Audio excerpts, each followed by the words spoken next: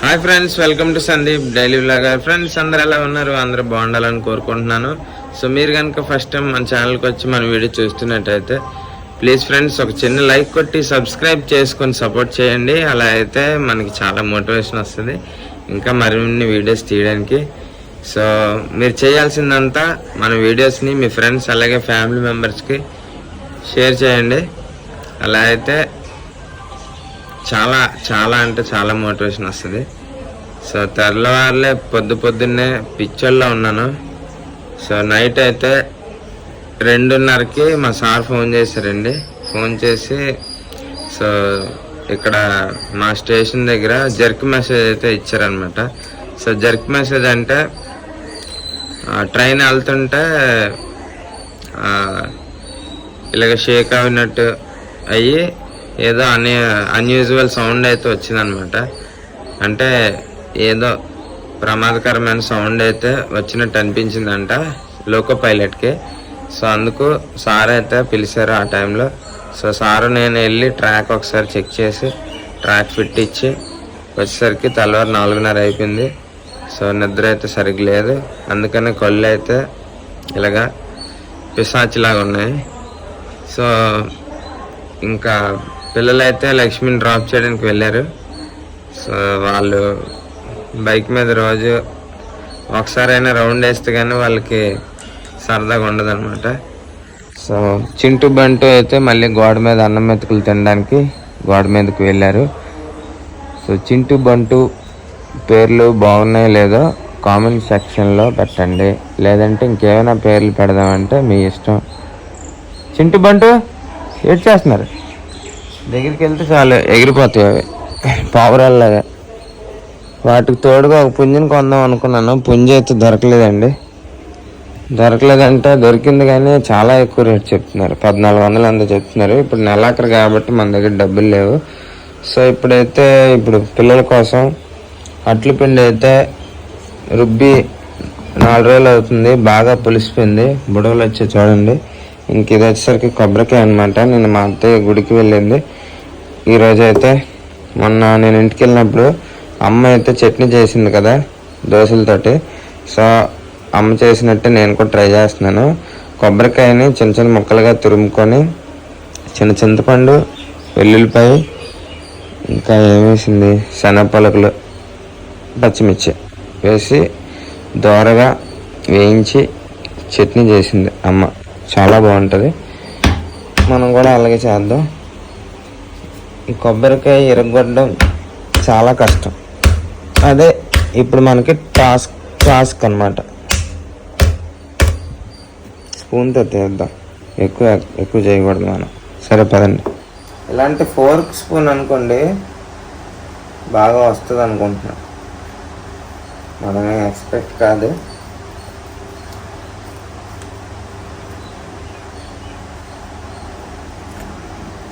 ఊరిందండి. Wow, బుర్రపాడు. ఒక్క ట్రిప్లోనే ఒక్క అటెంప్ట్లోనే వచ్చింది. చాలా సూపర్, హైలైట్ కదా. దీంతో బాగానే వచ్చింది, కాకపోతే ఇది కొద్దిగా వంగింది, అయినప్పటికీ సూపర్, భలేగా వచ్చింది.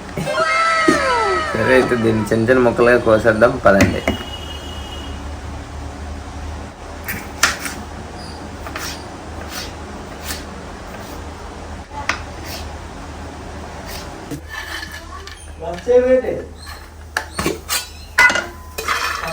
శనగపలుకులు,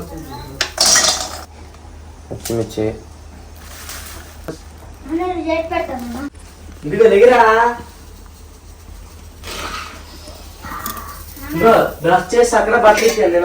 సో కొబ్బరి ముక్కలు, పచ్చిమిర్చి, శనగపలుకులు వేపుకోండి.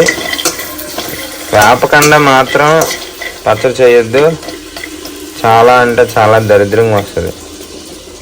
ఓకే, బాగా వేపుకోండి. టైం అస్సలు లేదు, వీళ్ళు స్కూల్ టైం అయిపోతుంది. ఈ గ్యాస్ మీద వేపుతాను, దీని మీద అట్లా వేస్తాను.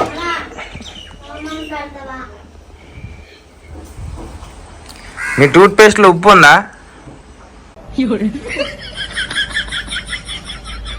చెప్పండి. మీ టూత్ పేస్ట్లో ఉప్పు ఉందా? ఉందా? చేయండి బేగా.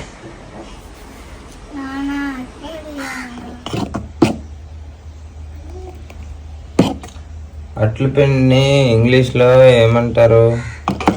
బ్యాటర్ అంటారు. బ్యాటర్ రెడీ అయిపోయింది. ముగ్గుల బ్రూ. చిన్న కొద్దిగా పెనం వేడెక్కిన తర్వాత కొద్దిగా ఆయిల్ రాయండి. తర్వాత ఒక ఉల్లిపాయ ముక్కనైతే ఈ విధంగా కట్ చేయండి. ఎందుకంటే అట్లు బాగా వస్తాయి అన్నమాట అంటుకోకుండా. సో చెయ్యి పెట్టి రుద్దకుండా, ఆయిల్ తుల్లిపోద్ది, చెయ్యి కాలిపోద్ది. ఇలాగా చాకు గుచ్చి ऐसा रोटेट करो. रोटेट करने से अच्छा रहेगा. डोसा भी अच्छे से निकलेगा, मुंह में अच्छे से जाएगा. ఓకే. ఇప్పుడు అట్టు వేసేద్దాం. పెద్ద మంట పెట్టండి. అట్టు ఎప్పుడు చిన్న మంట మీద వేయద్దు, పెద్ద మంట పెట్టండి. ఇవి మాడిపోతాయి అనుకుంటున్నారా? మాడు ఇంతే. ఎంతసేపు ఉంచిన పచ్చిమిర్చి కొద్దిగా వేగితే చట్నీ చేద్దామని చెప్పి వెయిట్ చేస్తున్నాను. వేడెక్కిందా చంద్రముఖి? వేడెక్కింది. వేసేద్దాం.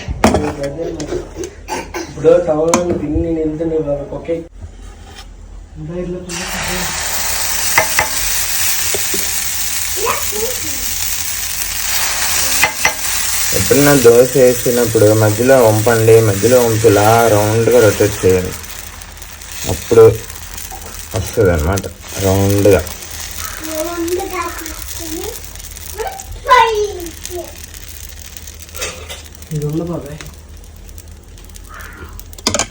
దోశ చూసారా? ఇలాగా ఎయిర్ బబుల్స్, ఇలా కన్నాలు రావాలన్నమాట. కన్నాలు వస్తే అప్పుడు బాగా కాలినట్టు ఉడికిందనమాట దోశ. అలా తిరగదిప్తే ఇలాగ అవుతుంది. యాక్చువల్గా కొన్ని హోటల్స్లో అయితే ఒక సైడ్ కాల్ చేసేస్తారు. సో అది వేరే పద్ధతి, ఇది మన పద్ధతి. ఓకే, నేను అలాగే ట్రై చేశాను కానీ అది 3 దోశలు వేయండి. మీ 3 దోశలు ఎంత బేగా అయిపోయాయంటే మధ్యలో మా పాత సార్ ఫోన్ చేశారు. చాలా మంచి అతను.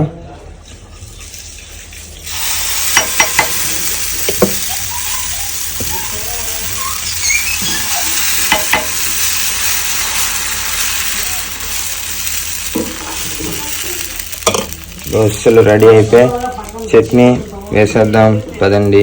Let's go. చింతపండు, ఉసిరికాయ అంతా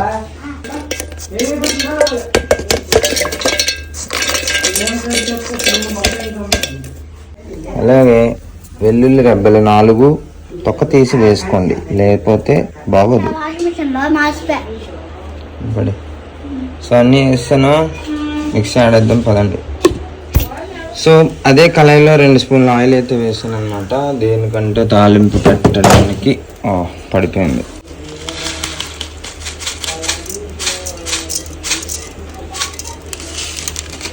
గ్యాస్ వెలిగించకుండా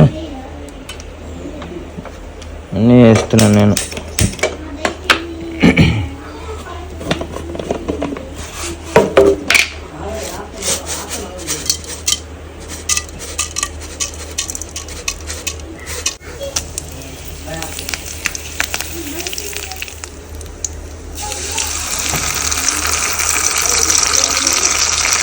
చట్నీ అయితే మంచి గుమ్మగుమ్మలు ఆడిపోతుందండి, వాసన ఊరిపోతుంది నాకు. కానీ నేను తిన్నాను. అని పిల్ల. Item number 2. ఇప్పుడు ఎగ్ ఫ్రైడ్ రైస్ వండాలి క్యారేజ్ కోసం వీళ్ళకి. అందుకే ఒక ఉల్లిపాయను అయితే చిన్న చిన్న ముక్కలుగా తరుగుకుంటున్నాను. ఉల్లిపాయలు అయితే వేస్తానండి, చూపించలేకపోయాను. సో ఉల్లిపాయలు వేగిన తర్వాత కొద్దిగా పసుపు, గరం మసాలా వేసి వేగించి అప్పుడు గుడ్లు కొడదాం. పసుపు, కొద్దిగా గరం మసాలా ఇలా డబ్బాల్లో పెట్టుకోండి, అలాగైతే చాలా బెటర్ అన్నమాట. మూత రావట్లేదు.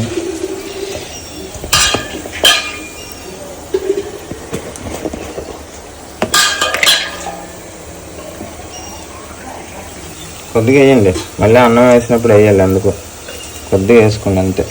ఇప్పుడు గుడ్లు కొట్టేద్దాం పదండి. గేంజుతా పెడతా దేవతా. ఓ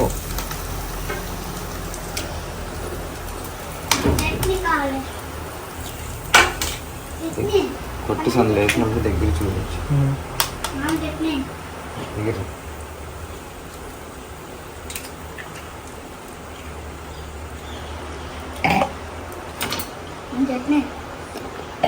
ఇంకా రా చట్నీ ఏ ప్లేట్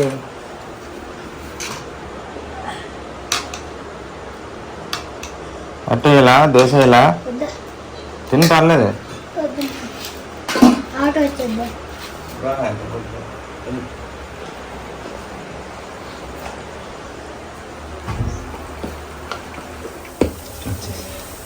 ఫ్రెండ్స్, ఇప్పుడైతే నేను గుడ్లు కొట్టిన తర్వాత కొద్దిగా సాల్ట్, చిటికెడు సాల్ట్, ఒక చెంచా కారం అయితే వేసి ఇలా కుక్కర్లో చేసుకున్నాను.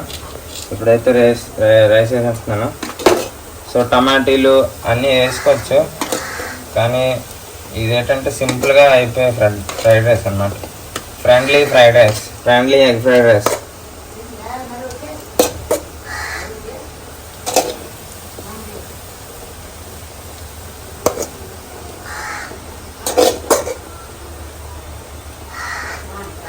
దీంట్లోకి గరం మసాలా వేసుకోవాలి.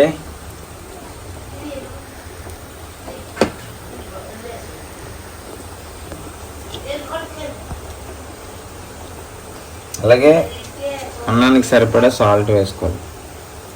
ఎక్కువ వేద్దే కిడ్నీలు షడ్డుకి వెళ్ళిపోతాయి చేతులా.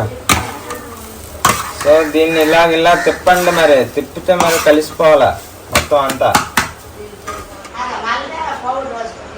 ఉప్పు సరిపోయిందిలే చూడు,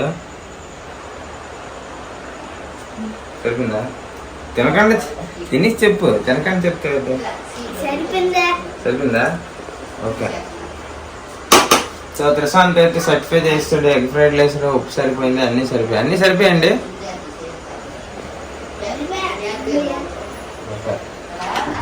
కార్లు పట్టుకుంటా.